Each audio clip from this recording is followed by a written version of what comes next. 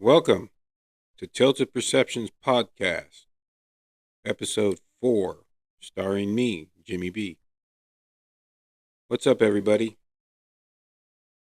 I just figured I would do one more podcast this week. I think this is my fifth one this week, just trying to put out as much content as possible and just throw it out there for you guys to listen to. Get your feedback, get your reactions, get your comments, get your likes, get some subscriptions to my YouTube channel, and go from there. I was thinking to myself, what should I talk about? And what came to mind is just talking about some helpful resources in trying to help somebody get sober or clean from addiction. I would like to think that I'm pretty knowledgeable when it comes to this, having been clean and sober for 17 years. And I've helped lots and lots of people over my time of being sober. One of the things that we learn to do is give back what was freely given to us. And I'm no different. I honestly feel like when I give, I get, and I give my time and I try to help people like somebody helped me and they didn't ask for nothing in return. And I'm the same. I don't want nothing in return. I just genuinely want to help. And if this helps somebody with some information, cool. If not, now at least you'll have some information that you might be able to use someday in the future. So, I'm pretty popular in the recovery community. I get a lot of referrals. And I get tons of messages over the course of the years from people that are worried about their family members or loved ones, whether it's somebody's daughter or son or brother or cousin or a close friend, looking for, information on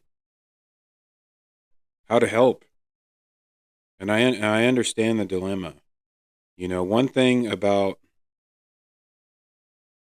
recovery is that as much as we may want someone that we love to get clean or sober, there is absolutely nothing we can do for them unless they want to do it for themselves. And I know this from my own personal experiences. There's lots of people in this world that cared about me and wanted me to stop drinking and using drugs. And I heard them. I heard what they were saying. And I wanted to stop, but I couldn't. And I couldn't stop until I was ready. And it takes what it takes. And everyone's different. Some people have a moment of clarity. Some people got to hit rock bottom. Some people got to get arrested to clear their mind enough to think straight. Some people need to almost die. That's the category that I fall under. I almost had to die. I was suicidal and ready to die before I finally gave up and surrendered and was willing to do anything to try to change my ways. So, as much as you love this person and as much as you may want them to get clean and sober, if they're not ready, you're wasting your breath and you're wasting your time. That's the sad reality. It's heartbreaking. I know. I understand. And we just hope that they don't die before they get it. And when there's a saying that we are the lucky ones, I truly know what that means today. I honestly feel like I am one of the lucky ones. I'm one of the lucky ones that decided finally to surrender and change my life and do something different before I died. Some people don't make that decision before they die. They just end up dying, and then it's heartbreaking.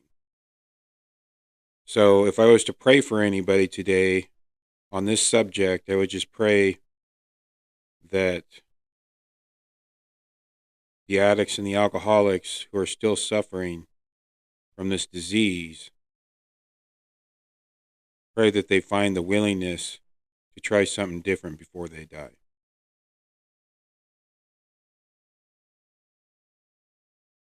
So having said all that, there are some resources. So when I get these messages or these phone calls about people, trying to get their loved one into a program, I feel like there's a few different avenues. Okay.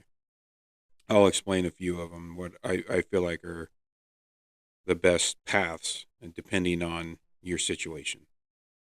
So obviously, if you have medical coverage or they have medical coverage, that's usually the easiest route to find something. A lot of medical institutions offer like detoxes or rehab programs or support groups or whatever. And most of those groups, those rehabs, those detoxes can help start a pathway towards recovery. That's one way. If you don't have medical coverage, which a lot of people struggle there and don't, they do have detox centers which have open beds. I know in my area there's one. They have them all over. You just got to search for them and find them. But if you try to reach out to these detox centers and get your loved one a bed, hoping that they're willing at this point to finally try to change. And some people need medical detox, because if they're an alcoholic or an addict of the hopeless variety, trying to stop cold turkey sometimes without supervision could cause complications or even deaths in severe cases. So if they've really been through the ringer and they're like really bad shape, I highly suggest a detox. So they usually have open beds, and the way these detoxes work is they will house you for around a week. Maybe some places will do a little longer, maybe 7 to 10 days or something like that. And what they do within these 7 to 10 days is they obviously try to help you get off, the alcohol or the drugs, help wean you off, keep an eye on you. They bring in 12-step meetings from the outside. Some people will come and visit and start a meeting. They give you free literature. They give you information. But another thing that they also do is some of these places will actually try to help find you a recovery program, whether it's like a Salvation Army type program or it's an actual rehab facility or a sober living environment or something. But I always encourage the people that call me or reach out to me about trying to get help for a loved one to go the detox route, because it's the best way to get your foot into the door towards the pathway to something, especially in severe cases. So that's always a good place to start.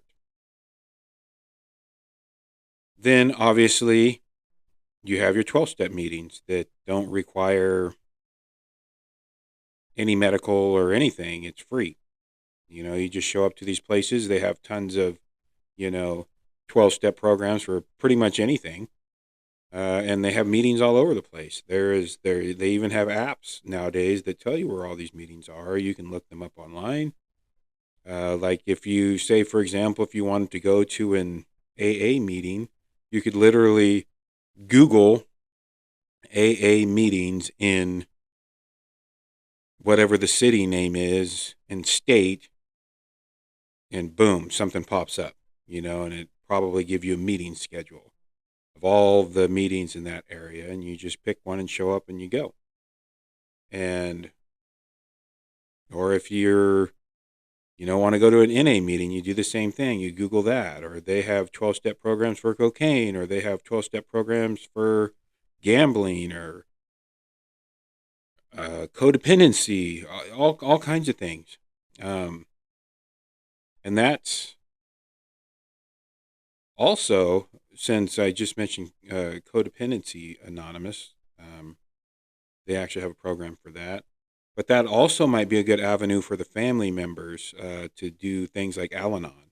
Al Anon is like a program which tries to help the loved one of an alcoholic or an addict understand the disease and understand how to deal with the alcoholic or the addict. So there's lots of resources out there. Google is definitely your friend in this situation.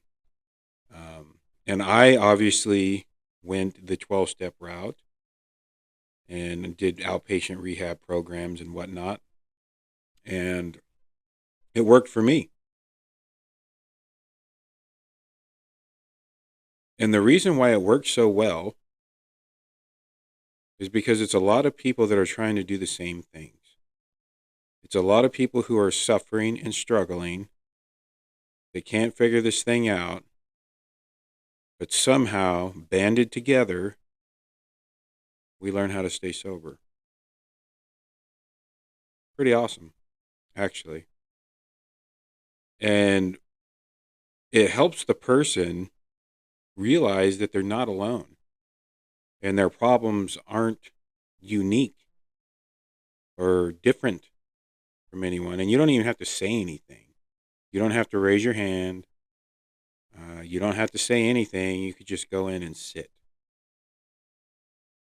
There are a lot of friendly people there that might come up and introduce themselves and welcome you. It's just what we do. Somebody was there to welcome me when I got there, and I'm grateful for that. So that's another option. Yeah, I think those are the three main ones. Find a 12-step meeting to go to if you're curious about getting sober, if they're willing. If you have medical, reach out to your doctor or your medical provider.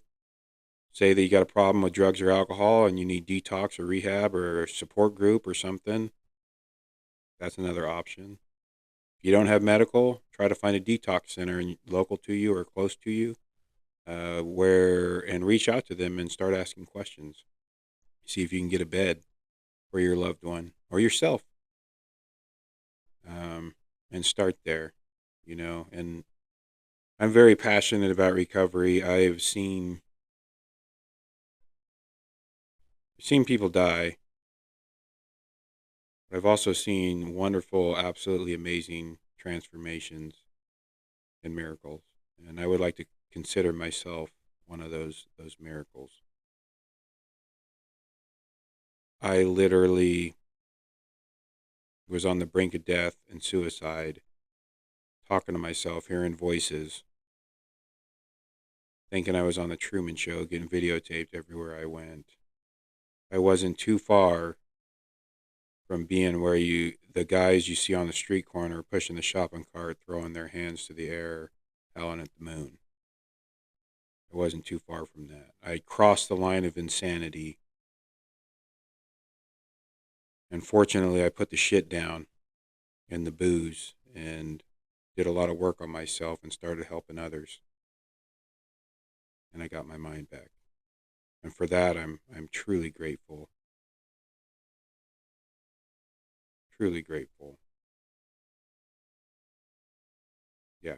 So part of what I do today as a man, it's just a part of my life, is I just try to share this type of information with people, especially the ones that are suffering.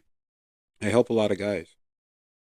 I read a book with them, and I try to let the book explain what to do and not be too pushy or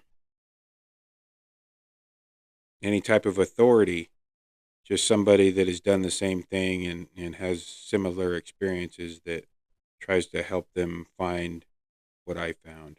And what I found is a absolutely wonderful thing to be a part of, something that has enhanced my relationship with spirituality and the God of my understanding, something that has given me tools to work on myself and tools that I can use for the rest of my life to become a better man. It's helped me become a better father. It's helped me to become a better friend. It's helped me to do things like this. I would have never done anything like this before because I was too afraid of what you might think. Fear ruled my life. As a matter of fact, some of you that know me know that at one point in my sobriety, around year 5 or so, I started making music. I made 3 albums, 3 rap albums, which is kind of cool.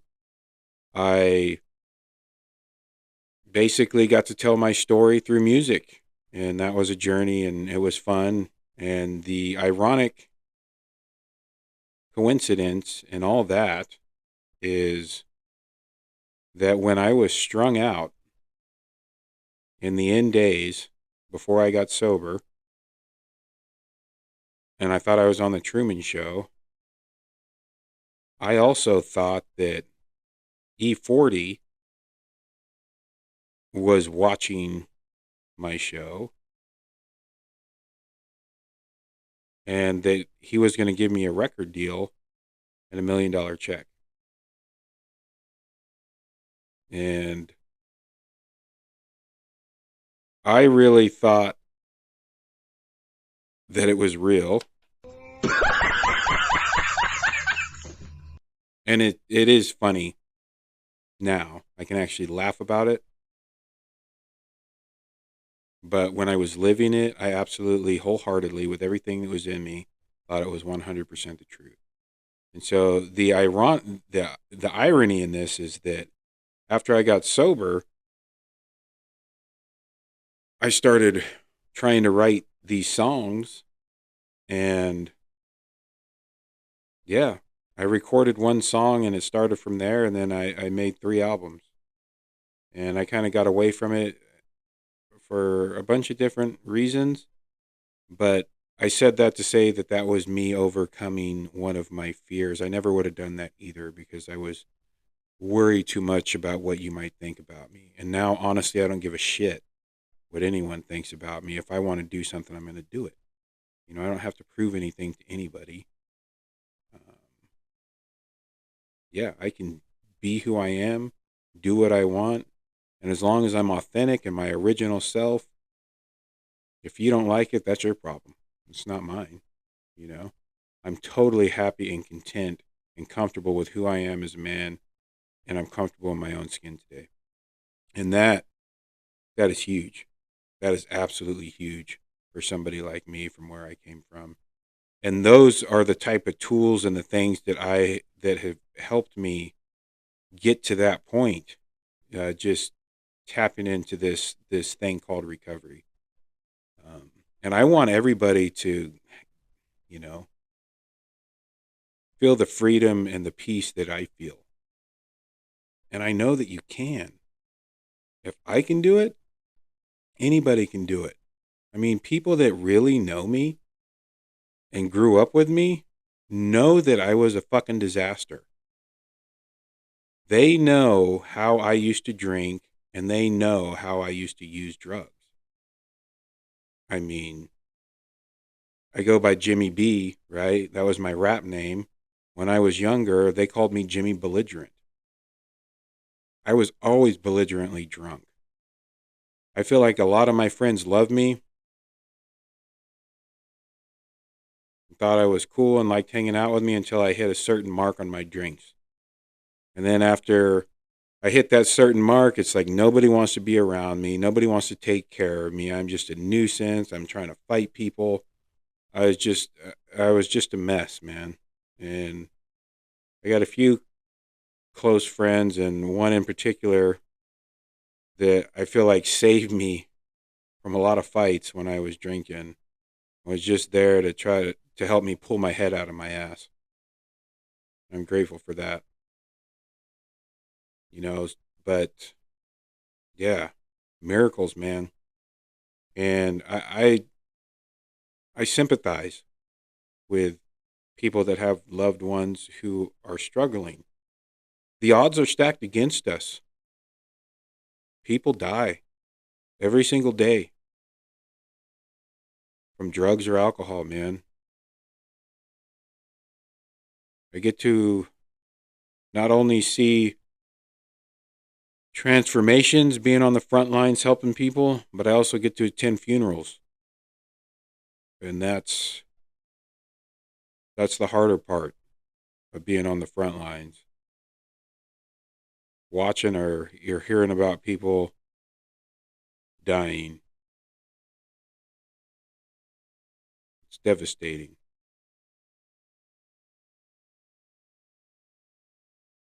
I don't I don't like attending funerals. I don't want to attend any more funerals. I know that that's asking a lot because the reality is that we all die someday. But we don't have to die from alcohol or drugs. We can die sober. I want to die sober. So, if you follow me on social media and you know me, don't be afraid to reach out. I try to check my messages pretty regularly. I have my notifications turned off because sometimes the spam and the traffic that I get is just ridiculous, and I get tired of looking at my phone all the time. But I try to check it pretty regularly. Reach out or leave a comment. Leave a comment on one of my posts or one of these podcasts that I throw up there, and let me know if you need some guidance or suggestions. I'd be more than willing to help anybody. At least guide you in the right direction. Yeah.